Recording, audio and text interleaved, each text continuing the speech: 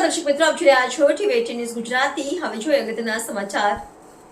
ધોળકવડા વિસ્તારને લીલી નાગેર બનાવવા રાવલ નદી પર વધુ એક ગેટેડ વિયર ડેમ બનાવવા સરકારશ્રીની મંજૂરી। અંદાજે 43 કરોડથી વધુના ખર્ચે આકાર પામશે આ ડેમ।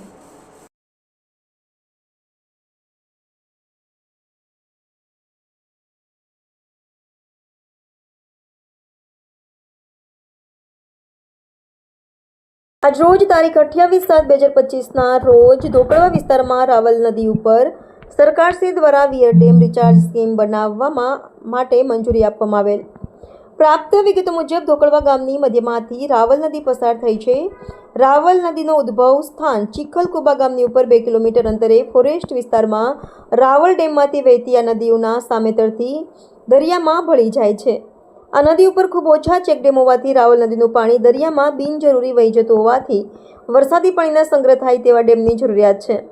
આ બાબતે ઉના ગીરગઢડા ધારાસભ્ય કાળુભાઈ રાઠોડ અને જિલ્લા પંચાયત કારોબારી ચેરમેન શ્રી ડાયાભાઈ ઝાલોદરા દ્વારા સરકારશ્રીમાં વિસ્તારમાં ડેમ થવાથી ધોળકવડા અને આજુબાજુના ગામ નગડિયા, બેડિયા, સનોસરી, મોતીસર વગેરે ગામને ઉનામાં પીવાના પાણીની તંગી અને ખેડૂતોને ખેતી માટે પાણી ન હોવાને કારણે પડતી મુશ્કેલી બાબતે વિગતવાર રજૂઆત કરવામાં આવેલ।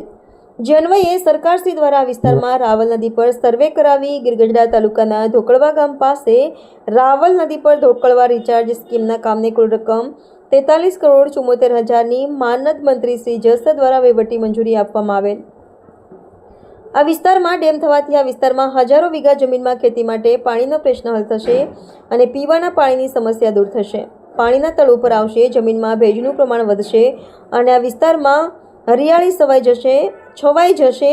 જેમાં વિસ્તારના આગેવાનો શ્રી હરેશભાઈ બલદાણિયા નગડિયા, દુલાભાઈ ગુજર ધોળકવડા, સુરેશભાઈ હળિયા બેડિયા, ભીખાભાઈ કિરેચા, કાંતિભાઈ માંડવી અને મોતીસર ગામના આગેવાનો દ્વારા ધારાસભ્ય શ્રી કાળુભાઈ રાઠોડને રજૂઆત કરવામાં આવી। આખરે આ વિસ્તારને ધારાસભ્ય શ્રી કાળુભાઈ રાઠોડના અથાગ પ્રયત્નો દ્વારા ધોળકવડા જિલ્લા પંચાયતને સૌથી મોટા પ્રોજેક્ટ વિયર ડેમ અને ગ્રાન્ટ ફાળવણી સરકારશ્રીએ ધોળકવડા વિસ્તારને ભેટ આપવામાં આવી। Reporter Manu Kavant, TV news Gujarati, Gir Gadhada.